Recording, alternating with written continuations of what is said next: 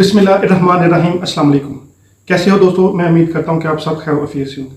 दोस्तों आज मैं आपको एक पेटेंट होम्योपैथिक मेडिसिन जो कि 9 नंबर ड्रॉप है बीएम फार्मा का, दोस्तों जो कि स्कार्फलोरिया के नाम से आता है, दोस्तों इसके बारे में इंफॉर्मेशन दूंगा। दोस्तों ये जो ड्रॉप है ये कौन कौन सी डिजीज में इस्तेमाल होता है और उस डिजीज से रिलेटेड हमारे जिसम में कौन कौन से साइन और सिम्टम देखने में आते हैं, तो इसके बारे में इंफॉर्मेशन दूंगा। और दोस्तों और लास्ट में आपको इस मेडिसिन पे कौन कौन सी जो कंपोजिशन है उसके बारे में बताऊंगा और इसको लेने का तरीका बताऊंगा।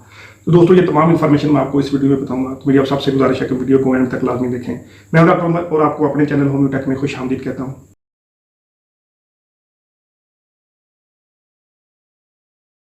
दोस्तों बीएम फार्मा का 9 नंबर ड्रॉप है जो कि स्कार्फलोरिया के नाम से आता है।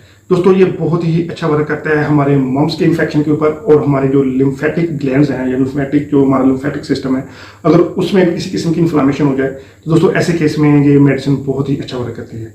दोस्तों सबसे पहले मैं आपको लिम्फेटिक ग्लैंड्स के बारे में बताता हूँ और उसके बाद मैं आपको कुछ डिजीज़ के बारे में बताता हूँ कि दोस्तों कौन कौन सी डिजीज़ में ये जो हमारा लिम्फेटिक सिस्टम है इसमें इन्फ्लामेशन देखने में आती है। दोस्तों जो हमारा लिम्फेटिक सिस्टम होता है इसमें जो है ना WBC सेल होते हैं, यानी दोस्तों इसमें जो हमारा इम्यून सिस्टम होता है वो किसी इन्फेक्शन के खिलाफ, किसी एलर्जन के खिलाफ जो है ना वो फाइट करता है। दोस्तों अगर किसी जगह पे कोई इन्फ्लामेशन हो जाए या फिर इन्फेक्शन हो जाए तो दोस्तों उस इन्फेक्शन को खत्म करने के लिए, उस इन्फ्लामेशन को खत्म करने के लिए दोस्तों जो हमारा लिम्फेटिक सिस्टम है वो एक्टिव हो जाता है।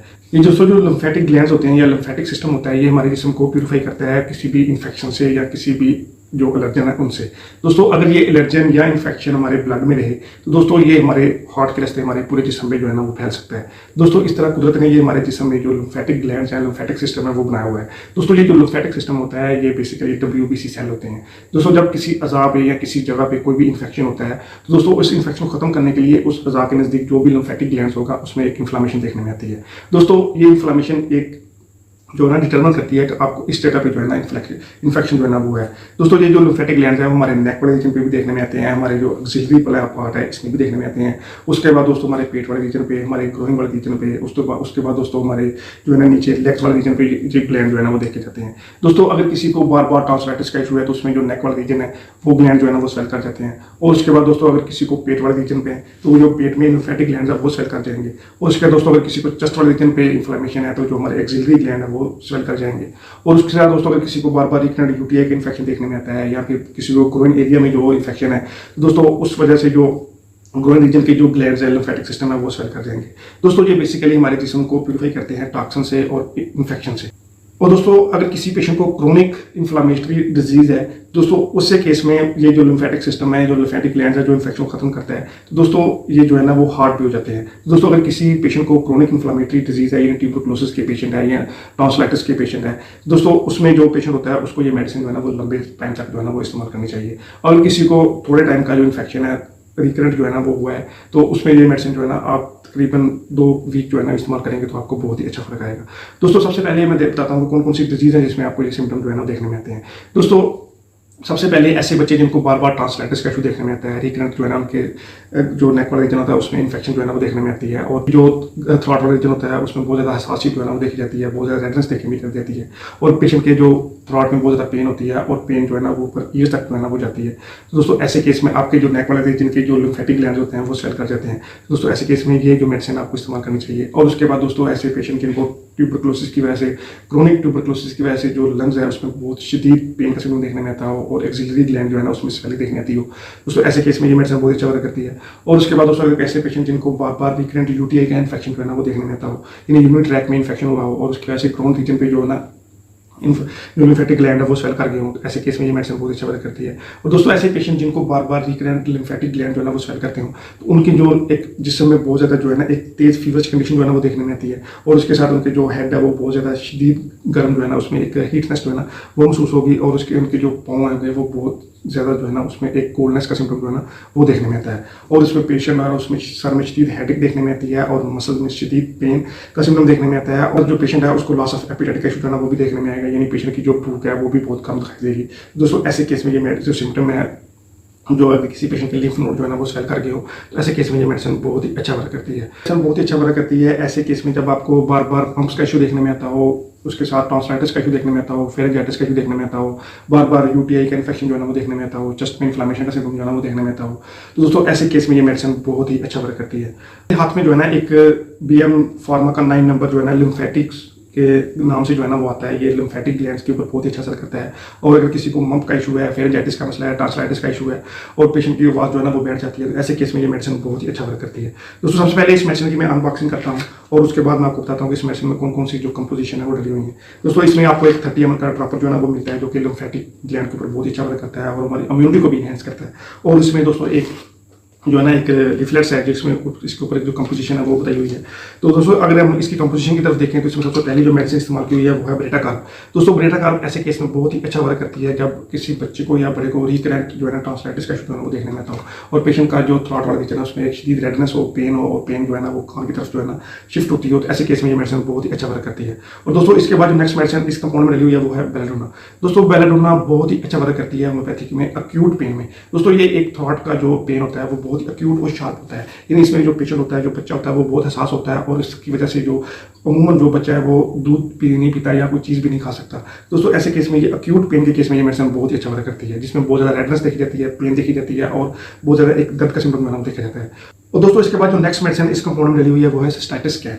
दोस्तों सिस्टाइटिस कैन हमारे रिस्पायरेटरी ट्रैक पे बहुत ही अच्छा वर्क करती है और उसके साथ हमारी इम्यूनिटी को भी बहुत अच्छी तरीके से बूस्ट करती है। यानी दोस्तों ये ऐसे केस में बहुत ही अच्छा वर्क करती है जब पेशेंट को बार बार या बच्चे को बार बार एक ब्रोंकाइटिस का सिम्टम देखने में आता हो, एक बहुत ज़्यादा जो लंग्स है उसमें इन्फ्लेमेशन देखने में आती हो और उसमें इन्फ्लेमेशन की वजह से, एलर्जी के कॉन्टैक्ट में आने की वजह से पेशेंट बहुत ज़्यादा एक सफोकेशन का एहसास होता हो। और दोस्तों ये मेडिसिन इम्यून सिस्टम को भी इनहेंस करती है और उसके साथ दोस्तों ये हमारे लिम्फेटिक ग्लैंड को भी जो है ना वो इंप्रूव करती है, हमारे जिस्म को टॉक्सिन से भी जो है ना वो साफ करती है। दोस्तों ऐसे केस में ये मेडिसिन बहुत अच्छा वर्क करती है और ये मेडिसिन भी इस कंपाउंड में जो है ना डली हुई है। दोस्तों इसके बाद जो नेक्स्ट मेडिसिन इस कंपाउंड में डली हुई है वो है कोनियम मैकुलेटम।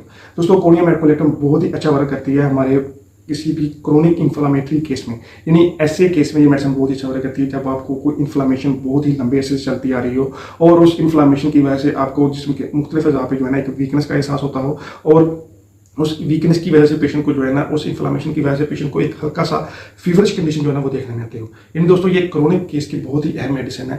दोस्तों वो क्रोनिक केस चाहे तो वो किसी फीवरिश कंडीशन की वजह से हो या फिर दोस्तों किसी इन्फ्लामेशन की वजह से हो या फिर किसी ट्यूबरक्लोसिस डिजीज की वजह से हो। दोस्तों ऐसे केस में ये मेडिसिन बहुत अच्छा वर्क करती है जब आपको कोई क्रोनिक डिजीज हो और उस डिजीज की वजह से पेशेंट की जो कंसंट्रेशन है वो बहुत ही कमजोर जो है ना वो होगी हो। दोस्तों ऐसे केस में ये मेडिसिन बहुत अच्छा वर्क करती है। और दोस्तों उसके बाद जो नेक्स्ट मेडिसिन इस कंपाउंड में डली हुई है वो है मर्कसाल। दोस्तों मर्कसाल बहुत ही अच्छा वर्क करती है हमारी जो इंटेस्टाइन की म्यूकस मेम्ब्रेन के ऊपर और उसके साथ हमारी लंग्स की जो इनर साइड की जो म्यूकस मेम्ब्रेन है उसके ऊपर और हमारी इसोफेगस की जो म्यूकस मेम्ब्रेन है उसके ऊपर। यानी दोस्तों ये हमारी इनर साइड की जो म्यूकस मेम्ब्रेन है उसके ऊपर बहुत ही अच्छा वर्क करती है। यानी दोस्तों अगर किसी को एलर्जी के साथ कांटेक्ट में आने की वजह से बहुत ज़्यादा छींकों का सिम्टम देखने में आता है या फिर बहुत जल्दी आपको एक हाई फीवर का सिम्टम देखने में आता है और उस फीवर की वजह से पेशेंट बहुत ज़्यादा रेस्टलेस देखने में आता है और पेशेंट की जो लिम्फ नोड है उसमें एक स्वेलिंग देखने में आती हो, दोस्तों ऐसे केस में ये मेडिसिन बहुत ही अच्छा वर्क करती है। और दोस्तों इसके बाद जो नेक्स्ट मेडिसिन इस कंपाउंड में डली हुई है वो है सार्सप्रेला। दोस्तों सार्सप्रेला बहुत ही अच्छा वर्क करती है हमारे एब्डोमिनल वाले रीजन पे। यानी दोस्तों ये हमारी यूरिन ट्रैक इन्फेक्शन की बहुत ही अहम मेडिसिन है। यानी ऐसे केस में जब आपके ग्रोइंग रीजन के जो लिम्फ नोड है उनमें स्वेलिंग देखने में आती हो और पेशेंट को बार बार यूरिन ट्रैक में इन्फेक्शन की वजह से जो है ना एक पेनफुल यूरिनेशन का सिम्टम जो है ना वो देखने में आता हो। दोस्तों ऐसे केस में ये मेडिसिन बहुत ही अच्छा वर्क करती है। दोस्तों इसके बाद जो नेक्स्ट मेडिसिन इस कंपाउंड में डली हुई है वो है स्कारोफ्लोरिया। दोस्तों ये आज खुद मेडिसिन बहुत ही अच्छा वर्क करती है हमारे लिम्फेटिक ग्लैंड की इम्यूनिटी को इन्हेंस करती है, हमारे WBC जो है ना वो इंप्रूव करती है और इन्फेक्शन के खिलाफ लड़ने की सलाहियत को इंप्रूव करती है, हमारे जिस्म को टॉक्सिन से जो है ना वो पार करती है। लेकिन दोस्तों ये मेडिसिन हमारे जिस्म को टॉक्सिन से रिमूव करती है और उसके साथ हमारे लिम्फेटिक ग्लैंड यानी WBC को इन्हेंस करती है और उसके साथ हमारी इम्यूनिटी जो है उसको बूस्ट करती है। तो दोस्तों ये मेडिसिन भी इस कंपाउंड में डली हुई है। तो दोस्तों ये मेडिसिन बहुत अच्छा वर्क करती है हमारे जोनल लिम्फेटिक ग्लैंड्स की इम्यूनिटी को इन्हेंस करने के लिए और उसके साथ अगर किसी को मम्प का इन्फेक्शन है, टॉन्सिलाइटिस का इशू है, लेरिंजाइटिस का इशू है, तो ऐसे केस में ये मेडिसिन बहुत ही अच्छा वर्क करती है। दोस्तों मैं आपको इस मेडिसिन को लेने का तरीका बताता हूँ। दोस्तों ऐसे पेशेंट या ऐसे बच्चे जिनकी एज जो है ना वो 10 ईयर से कम है तो आप उसको ये मेडिसिन जो है ना एक ड्रॉप जो है ना वो सुबह शाम जो है ना वो इस्तेमाल करवा सकते हैं। और दोस्तों उसके बाद ऐसे बड़े जिनकी एज जो है ना वो 20 ईयर से ज़्यादा है या 30 ईयर से ज़्यादा है तो उसको ये ड्रॉप जो है ना आपने ना 15 जो है ना वो सुबह दोपहर शाम जो है ना वो खाना खाने से पहले जो है ना वो इस्तेमाल कर सकते हैं। तो दोस्तों ये जो मेडिसिन है ये बहुत ही अच्छा वर्क करती है मम्प्स के केस में, टॉन्सिलाइटिस के केस में और उसके साथ हमारी इम्यूनिटी को बूस्ट अप करने के लिए ये मेडिसिन बहुत ही अच्छा वर्क करती है। दोस्तों मैं उम्मीद करता हूँ कि आपको ये वीडियो पसंद आई। मेरी आप सबसे गुजारिश है वीडियो को शेयर करें, चैनल को सब्सक्राइब करें और बेल आइकन लाजमी दबाएं। थैंक यू, अल्लाह हाफिज़।